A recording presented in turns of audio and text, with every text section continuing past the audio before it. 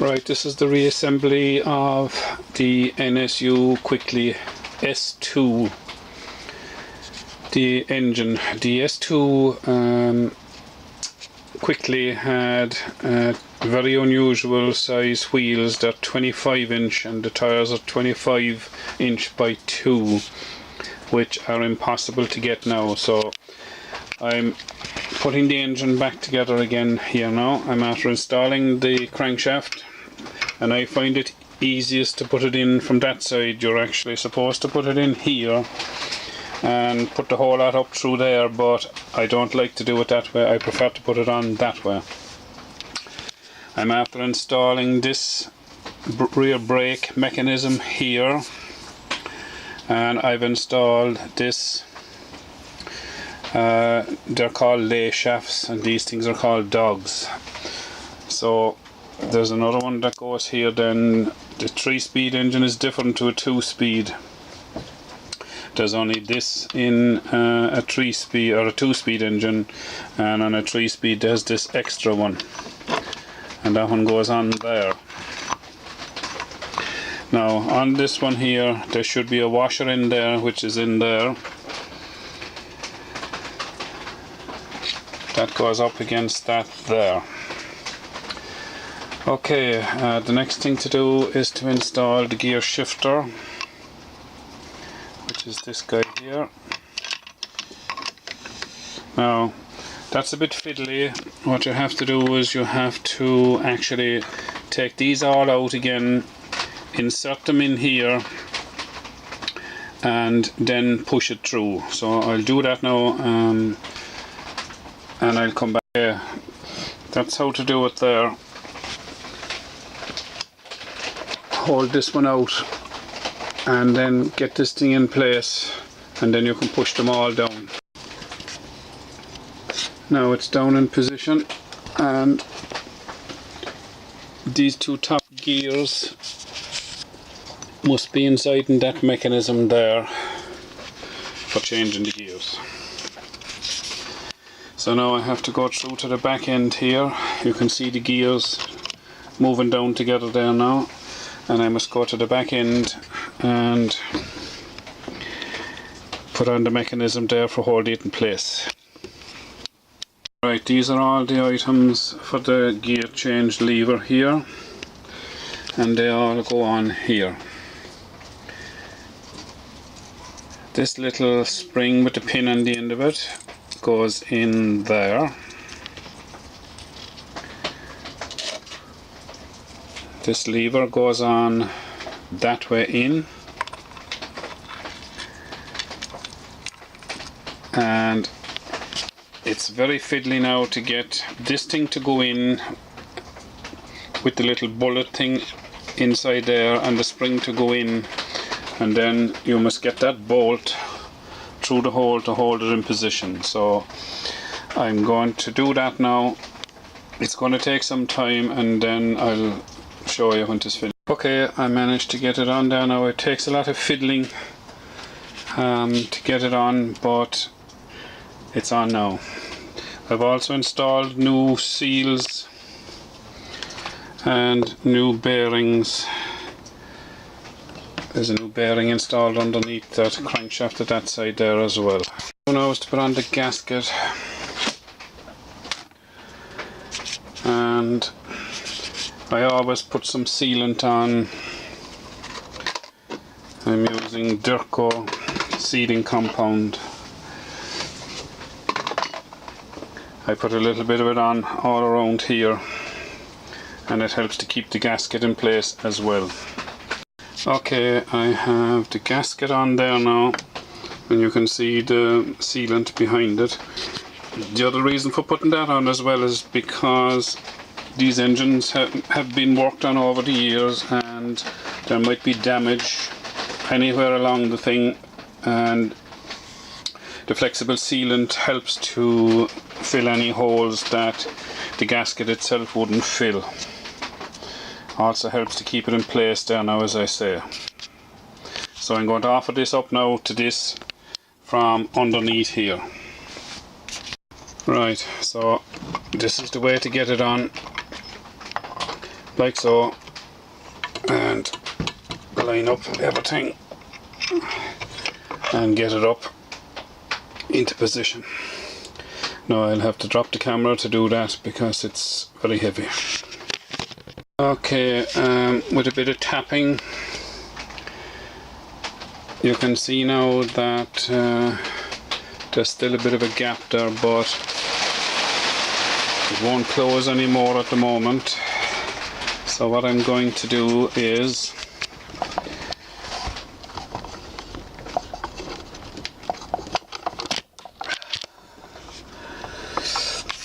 you have to put in a bolt here, the casing bolt. The casing bolt goes through here. This is the casing bolt here, and that's the nut for the other side. So the bolt head goes inside here and it goes right through to the other side, and it comes out that hole there, and that's where the nut goes. Okay, that bolt now is what they call the casing bolt is in place, and make sure it's tightened because you don't get a second chance. If the bolt comes off, it's going to do damage inside. The thing to install now is the clutch mechanism here, and this is the first item to go on, then the clutch plates, and then the cover. Now when you put this on, there's a circlip that must go on there to hold it in place when it's attached. So this is the first item to go in. When I took the engine apart, it came out very easy and it went back in very easy, which is amazing. That rarely happens. Down to the level of the circlip, you need to give it a bit of force with plastic mallet. So now the circlip goes on there, so I'll put that on next with my circlip. Okay, this is the circlip going on. That's that. The next thing to do now is to put on the clutch plates.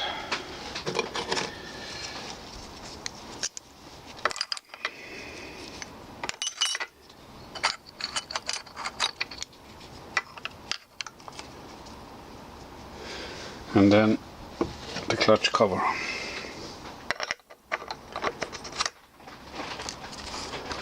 Like so. Right, the next thing to do now is to put on this wheel. This wheel goes on here. There's always a washer there, always. Now to get it in place you have to push it down like so. Right, the next thing to do now is to put on the clutch cup, and this bearing goes on first. This section upwards, this section upwards.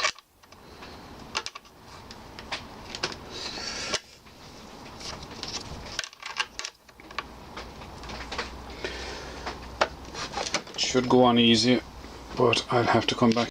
Okay, the bearing is gone on there now. Next is the spring, and then is this little clutch cup thing.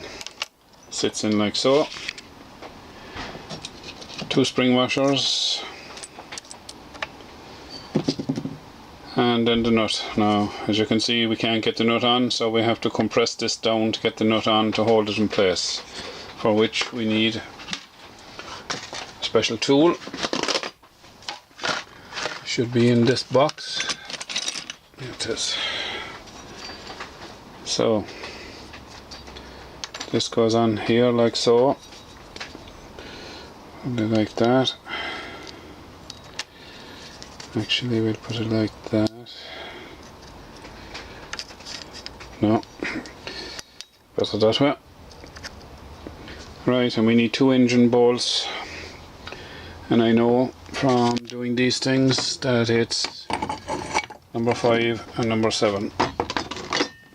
So we have them here, number 5 and number 7, so I'll put them in there now, tighten them down, and this will push the spring down. Okay, that's the bolts tightened down there now, and you can see that I can now get the nut on. So I need to put on this nut now and tighten it in place, and then take off the compressor. Right, I normally tighten that bolt down until things start to move.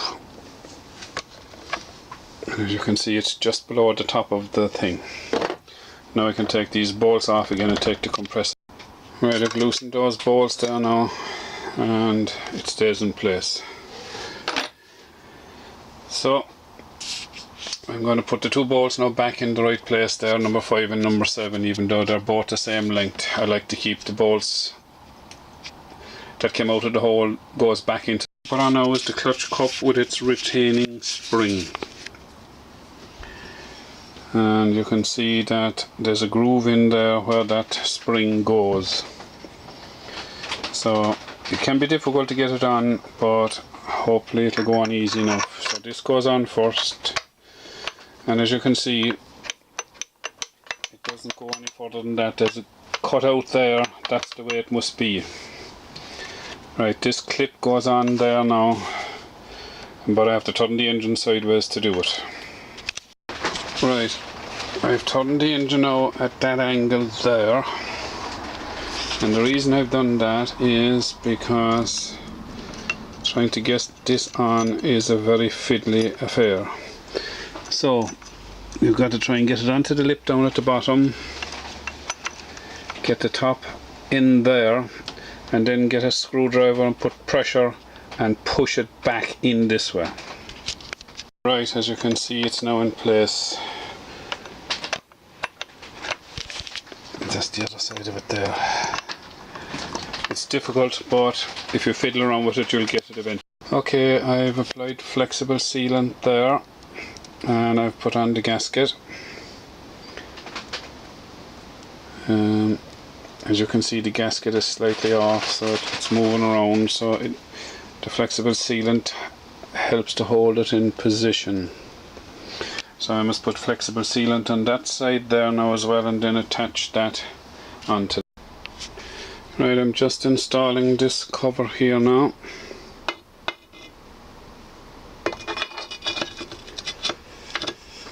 Like so. I have to give it a bit of persuasion to get it to go down. It's down. And now we need to put on all the engine bolts. I noticed here that number 8 was just some sort of a bolt that somebody else installed. I have some spare bolts, so I'm going to actually put in a proper bolt similar to this. So all these bolts go on. This is my template. Number 1 goes on here. Number 2, 3, 4, 5, 6, 7 and 8. So number 1, 2, 3, 4, 5, 6, 7 and 8. Right, all the bolts are installed there now. And let's just check the seals on the oil fillers and the oil drain, just to check them. Next procedure there now is to put on the clutch lever unit, which is this fella. And then I'll put the sprocket on after that. Okay, the clutch shifter there sits in there. There's a little lug on it there that sits into the thing. Push this bar through and put on these two circlips, one there and one there. There are the two circlips in place now, one at each side. Right, I've just cleaned up the sprocket there with the wire brush, and we have the woodruff key, the nut and the spring washer. So let's put on the woodruff key first.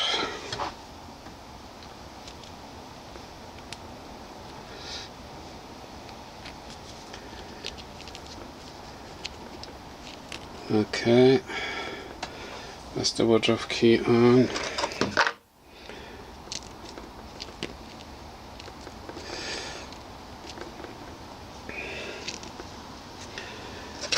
and the sprocket.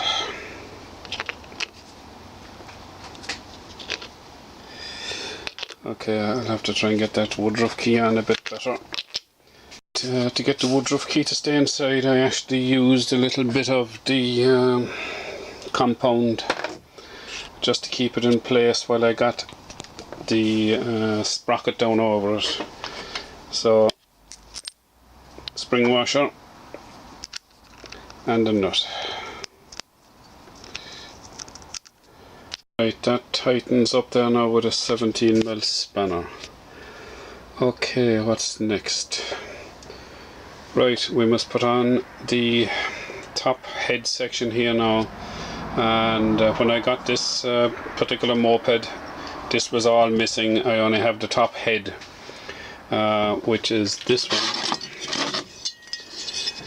which I actually got cleaned, but there was quite a bit of damage to it, so I'm actually going to replace it with this one. And I'm going to install this upper section,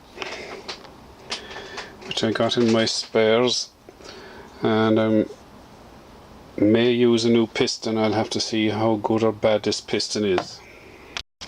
I've just noticed a problem with the head.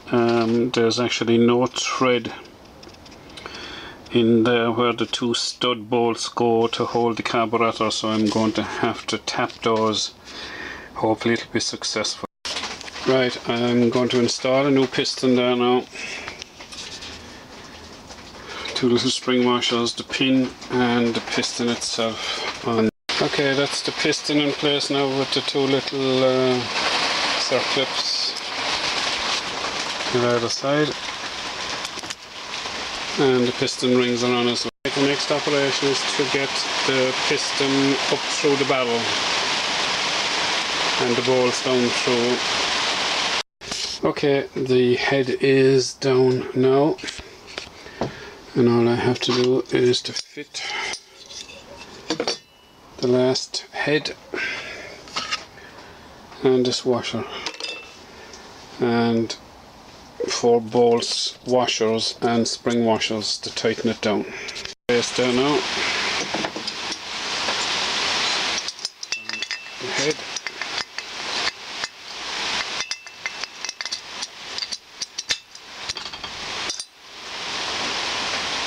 Okay, let's put on the bolt.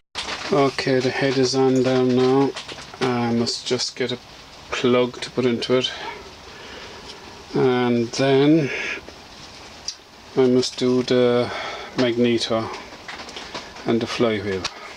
Right, I'm after cleaning off the flywheel there, but I've just noticed that the plug lead isn't attached here, so I'm going to have to solder it on. Just installed the plug there now, and I'm going soldering this item here. I've installed the woodruff key there now to take the flywheel. Magneto is in position there now, and it's held in position by a screw there and a screw there, and you can see the marks here. You must line up those marks. The light wire comes down through here into this from the light. That's attached there with a bolt and a small little bracket on it.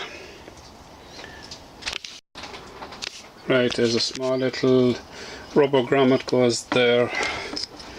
It's just to seal that hole there where the wire goes down, and then the wire from the lights coming there into there will come down the hole there as well, and I've put on a new plug top on top. The next thing to do now, and the final thing for the moment, is the flywheel. The flywheel has a little groove on it there, and that groove goes down over the woodruff key. Spring washer goes on there, and the nut to finish it off. Now that's the final restoration of the NSU Quickly S2, and I'll be starting putting the bike back together possibly next week. I must clean up the carburetor for it as well and put it back on.